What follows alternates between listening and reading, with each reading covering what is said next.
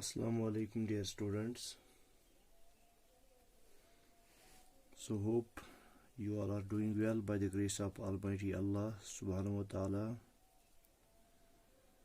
So as you know, we are reading different properties. We read the properties of addition, then properties of subtraction, then properties of multiplication, properties of division. So today we are going to, no, we didn't read about properties of division. So we will first go through the properties of division. Properties of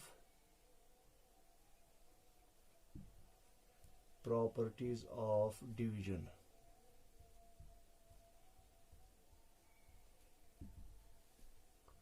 तो properties of division में हमें, जैसे कि हम पढ़ रहे हैं, closure property पढ़ रहे हैं, हमें कम्यूटेटिव प्रॉपर्टी पढ़नी है और एसोसिएटिव प्रॉपर्टी पढ़नी है। तीन ही प्रॉपर्टीज हमें इसके अंदर पढ़नी है। एक है क्लोजर प्रॉपर्टी,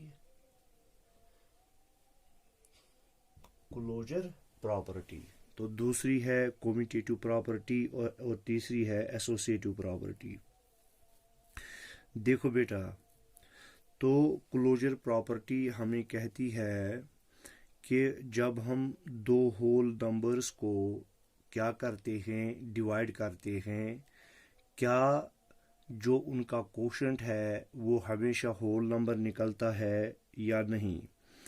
तो जब हम कहेंगे क्लोजर प्रॉपर्टी डिवीजन के बारे में, जब हम दो होल नंबर्स को डिवाइड करते हैं, कोशेंट जो है वो हमेशा होल नंबर नहीं होता है, वो हमेशा होल नंबर नहीं होता है। सपोज हमारे पास एक जो है होल नंबर है x और दूसरा होल नंबर है y, तो मैंने x और y को डिवाइड किया, तो इनका जो कोशेंट है वो z निकला। क्या निकला? कोशेंट निकला z। ठीक है, x क्या है? x डिविडेंड है और y डिवाइजर है। ठीक है, और z जो है ये कोशेंट है। तो जब हम ये कहते हैं होल नंबर्स की, तो हम कहते हैं ये z जो है हमेशा होल नंबर नहीं होता है। Not always a whole number, not always a whole number. तो कभी तो ये होल नंबर होता है मगर कभी होल नंबर नहीं होता। एग्जाम्पल के तौर पर हम लेंगे, मैं लूंगा 10 divided by 2 is equal to, तो जब मैं 10 को 2 से डिवाइड कर लूंगा तो मेरा कोशेंट जो निकलेगा वो 5 जो है ये होल नंबर है। क्या है? होल नंबर है। ठीक है, अब मैं अगर ऐसे करूं 2 डिवाइडेड बाई 10, क्या कर लूंगा? 2 डिवाइडेड बाई 10, तो वो निकलेगा 0.2। कितना निकलेगा? 0.2। क्यों? ऐसे हम कर लेंगे 2 को 10 से, 10 0 आर 0, तो नीचे आया 2, यहां से मैं चढ़ाऊंगा पॉइंट, तो ये बनेगा 0, 10 2 आर 20, 10 2 आर 20। तो ये जो 0.2 है, it's not a whole number, not a whole number, not a whole number. तो ये होल नंबर नहीं है। तो इसी वजह से हमने कहा जब हम x और y का डिवीजन करते हैं तो जो कोशेंट होता है वो हमेशा होल नंबर नहीं होता, कभी तो होल नंबर होता है और कभी होल नंबर नहीं होता। तो इस तरह से हम कहते हैं कि जो क्लोजर प्रॉपर्टी है डिवीजन में होल्ड नहीं करती है। अब हम आते हैं दूसरी प्रॉपर्टी पर। क्या आते हैं? दूसरी प्रॉपर्टी पर।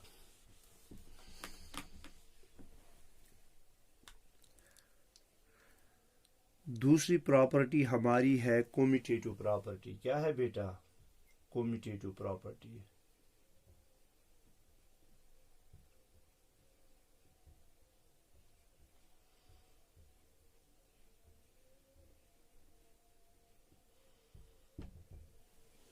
कम्यूटेटिव प्रॉपर्टी, बहरहाल आपको पता है जो कम्यूटेटिव प्रॉपर्टी होती है, कम्यूटेटिव प्रॉपर्टी का मतलब क्या है? तो जैसे हमने एडिशन में कहा, अगर हम होल नंबर्स को किसी भी ऑर्डर में ऐड कर लें तो सम पे कोई फ़र्क नहीं पड़ता है। तो अगर हम किसी भी दो होल नंबर्स का डिवाइड करते हैं, किसी भी दो होल नंबर्स का डिवीजन करते हैं, तो वो कम्यूटेटिव नहीं है, वो कम्यूटेटिव नहीं है। यानी हम कहेंगे, जैसे हम कहते थे x plus y is equal to y plus x, ये हम कहते थे किस में? जब हम एडिशन की प्रॉपर्टीज में कम्यूटेटिव प्रॉपर्टी पढ़ते थे, या हमने मल्टीप्लिकेशन में कम्यूटेटिव प्रॉपर्टी पढ़ी, वहां पे हमने कहा जो x मल्टीपल बाय y है, ये है बराबर y multiple by x, y multiple by x। तो सब्ट्रैक्शन में हमने पढ़ा कि x माइनस वाई जो है that is not equal to y minus x, वो y माइनस एक्स के बराबर नहीं होता है। तो इसी तरह से जब हम डिवीजन में कम्यूटेटिव प्रॉपर्टी पर आते हैं, तो हम कहेंगे अगर हमारे पास दो होल नंबर्स हैं x एंड y, उनका हम डिवीजन करते हैं, तो x minus y is not equal to y x divide by y is not equal to y divide by x। यानी अगर हम x डिवाइड बाई y कर लेते हैं, वो किसके बराबर नहीं है? y divide by x। मिसाल के तौर पर मैं यहाँ पे एक एग्जांपल लेता हूँ, x डिवाइड बाई y, मैं x को रखूंगा 20, क्या रखूंगा? 20, और y को रखूंगा 4, क्या रखूंगा? 4। तो इस तरह से मैं करूंगा 20 डिवाइडेड बाई 4, 20 डिवाइडेड बाई 4। तो अगर मैं 4 से 20 को डिवाइड कर लेता हूं, तो जो कोशेंट निकलता है वो निकलता है 5। क्यों? 4 5 और 20, 4 5 और 20। अब देखो, अब मुझे इसको y का वैल्यू मैंने क्या रखा? 4 डिवाइडेड बाई, और x का वैल्यू क्या रखा मैंने? 20। x का वैल्यू मैंने रखा 20। देखो यहाँ पे मैं कर लेता हूँ, 4 को मुझे डिवाइड कर लेना है 20 से, चूंकि 4 20 से छोटा है, तो 20 0 आ 0, तो यहाँ से निकलेगा 4, यहाँ से मैं चढ़ाऊंगा पॉइंट, ये बनेगा 40, 22 और 40, 22 और 40, तो वो निकला 0.2। क्या 5 0.2 के बराबर है? नहीं है, मत है, ये इसके बराबर नहीं है। मैं लिखूंगा 5 जो है that is not equal to 0.2। तो इस तरह से हमने देखा कि कम्यूटेटिव प्रॉपर्टी जो है वो फेल होती है डिवीजन में। किसमें फेल होती है? डिवीजन में।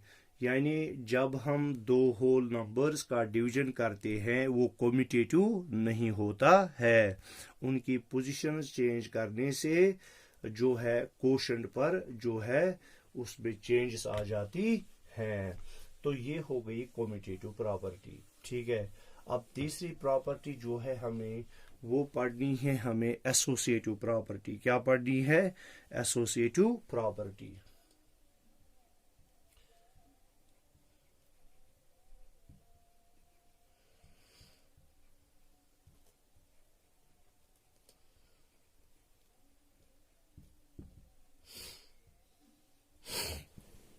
देखो बेटा, बार बार हम इस प्रॉपर्टी का तज़किरा करते आए हैं एडिशन में, सब्ट्रैक्शन में, मल्टीप्लिकेशन में, अब डिवीजन में।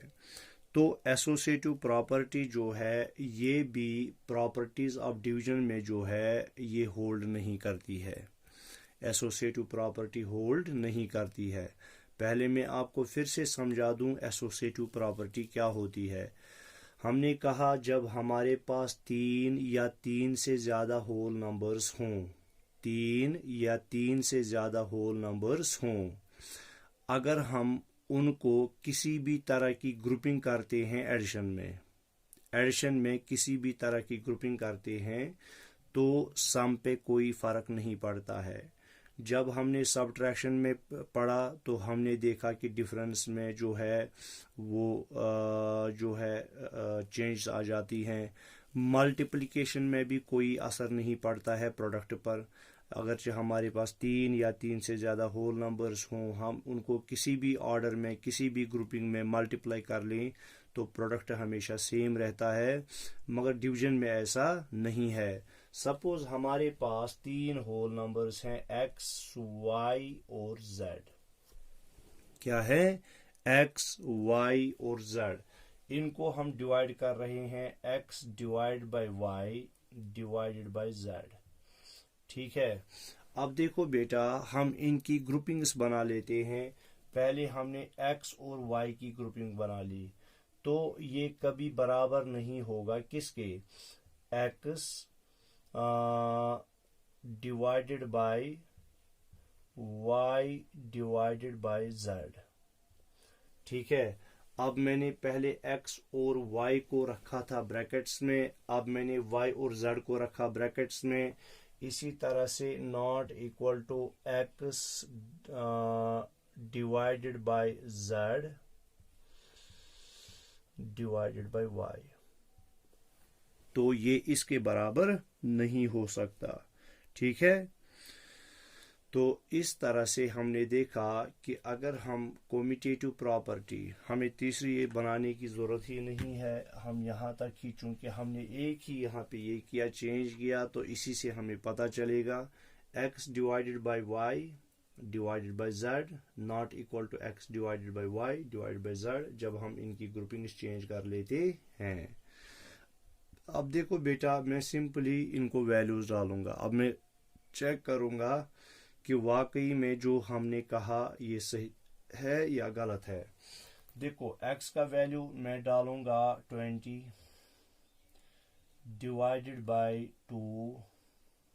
ठीक है। y का वैल्यू मैंने दिया 2, x का वैल्यू 20, y का वैल्यू 2, और इसी तरह से z का वैल्यू 5, z का वैल्यू 5 याद रखना। तो यहां से मैं x का वैल्यू क्या दिया मैंने? 20 डिवाइडेड बाय, और मैंने y का वैल्यू कितना दिया? 2, y का वैल्यू दिया 2, और z का वैल्यू दिया 5 डिवाइड बाय 5। अब चूंकि आपको पता है कि बॉडमास के हिसाब से हम पहले ब्रैकेट्स को सॉल्व कर लेते हैं। 20 डिवाइडेड बाय 2 हो गया 10, क्योंकि 2 10 और 20 डिवाइडेड बाय 5। तो जब मैं 10 को डिवाइड कर लूंगा 5 से, 5 2 और 10, तो यहाँ से मेरा कोशेंट निकला 2। क्या निकला? 2। अब मैं यहाँ से चेक कर लूंगा 20 divide by 2 divide by 5, 2 divide by 5, तो ये बनेगा 0.4। क्या बनेगा बेटा? 0.4। देखो, ऐसे मैं दिखाता हूँ, आप कहोगे सर कैसे बना 0.4? 2 को मुझे डिवाइड करना है 5 से। देखो, 5 0 और 0, यहाँ से 2 निकलेगा नीचे, यहाँ से मैं चढ़ाऊंगा पॉइंट, तो इसको आएगा 0, 5 4 और 20, तो ये हो गया 20। तो इस तरह से कोशेंट हमारा निकला 0.4। क्या निकला? 0.4। अब 20 को डिवाइड मुझे करना है 0.4 से। देखो, आसान है, इसको हम ऐसे कर लेते हैं 20 डिवाइड बाई 0.4। अब चूंकि इसमें पॉइंट है, इसको मैं पॉइंट हटा लूंगा, मैं इसको मल्टीप्लाई करूंगा 10 से, तो ऊपर भी मल्टीप्लाई करना पड़ेगा 10 से। ये बन गया 200 डिवाइड बाई 44। 200 डिवाइड बाई 4 क्या बन गया? 200 डिवाइड बाई 4। तो 4 1 और 4 4 5 और 20 4 0 और, तो इसका मतलब यहाँ पे कोशेंट हमारा निकला 50। तो 2 जो है वो 50 के बराबर नहीं है। तो इसी वजह से हमने कहा x divide by y bracket start x divide by y bracket close divide by z not equal to x divide by bracket start y divide by z, ये इसके बराबर नहीं है। तो इस तरह से जो है क्लोजर प्रॉपर्टी हमने देखी, वो भी प्रॉपर्टीज ऑफ डिवीजन में जो है हमेशा कोशंट जो है वो हमेशा से होल नंबर नहीं निकलता है। जब हम दो होल नंबर्स को डिवाइड कर लेते हैं, कॉम्यूटेटिव प्रॉपर्टी में भी हमने देखा कि जब हम क्या करते हैं, जब हम होल नंबर्स की पोजीशन जिनको हम डिवाइड कर लेते हैं, अगर हम उनकी पोजीशन को चेंज कर लेते हैं तो कोशंट जो है कोशंट चेंज हो जाता है। ठीक है। और एसोसिएटिव प्रॉपर्टी अभी हमने पढ़ी कि एसोसिएटिव प्रॉपर्टी में क्या होता है। अब हमें बेटा दो और प्रॉपर्टीज पढ़नी है जो हम पढ़ेंगे डिस्ट्रीब्यूटिव प्रॉपर्टी के अंदर। किसके अंदर? Distributive property.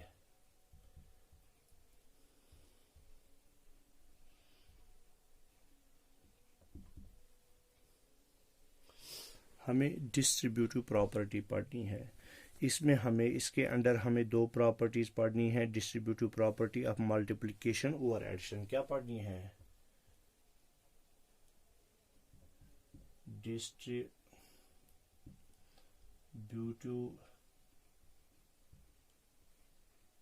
Property of multiplication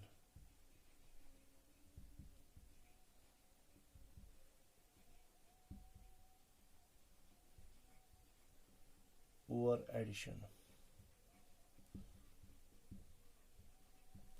distributive property of multiplication और एडिशन ये हमें पढ़नी है।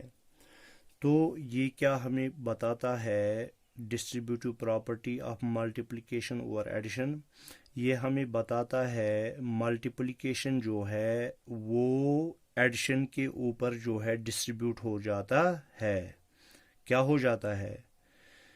मल्टीप्लिकेशन जो है वो एडिशन के ऊपर डिस्ट्रीब्यूट हो जाता है। क्या हो जाता है? डिस्ट्रीब्यूट हो जाता है।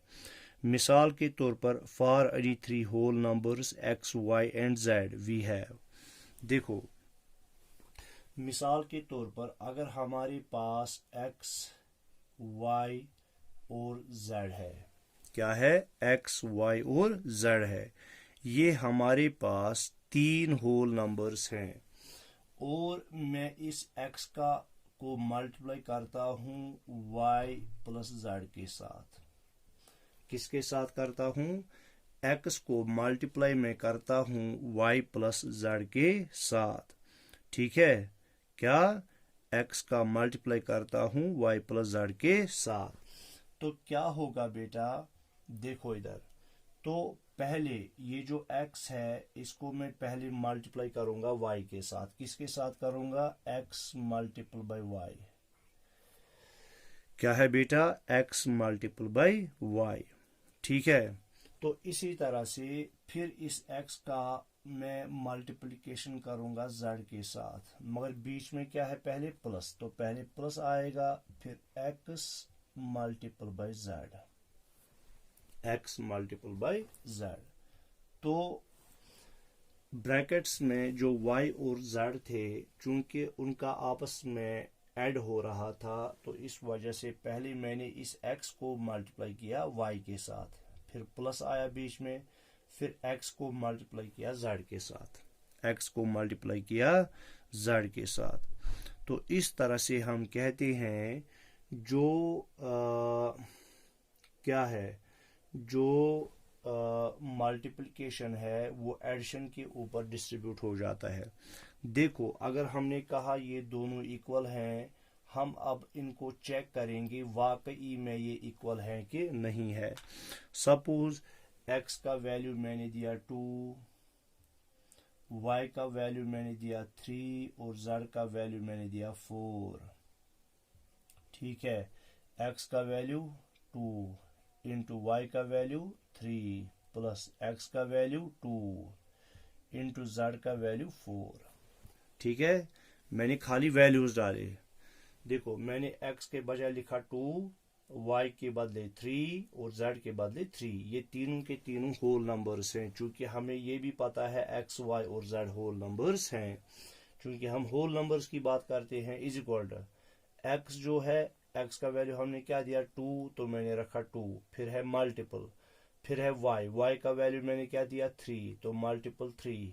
फिर बीच में है प्लस, लिखा मैंने प्लस, तो x का वैल्यू है 2, लिखा मैंने x का वैल्यू 2। फिर इनटू है, इनटू लिखा, z का वैल्यू है 4, चूंकि z का वैल्यू है 4। अब देखो ये हमें बराबर निकलना चाहिए। 3 + 4 किसके बराबर हो गए? 3 + 4 हो गए 7। 3 + 4 हो गए 7। ठीक है, क्योंकि हमें पहले ब्रैकेट्स को सॉल्व करना है। देखो 2 3 r 6, बीच में प्लस है, 2 4 r 8। समझ में आ गया? तो देखो 2 × 7 r 14। 2 × 7 r 14 इज इक्वल 6 + 8 हो गए 14। तो ये निकला ना बराबर। तो लेफ्ट हैंड साइड निकला बराबर राइट हैंड साइड के। तो इसको हम कहते हैं कि जो है मल्टीप्लिकेशन जो है वो डिस्ट्रीब्यूट हो जाती है किसके ऊपर? एडिशन के ऊपर। अच्छा, अब है डिस्ट्रीब्यूटिव प्रॉपर्टी ऑफ, क्या है? Distributive property of multiplication over subtraction. क्या? Over subtraction.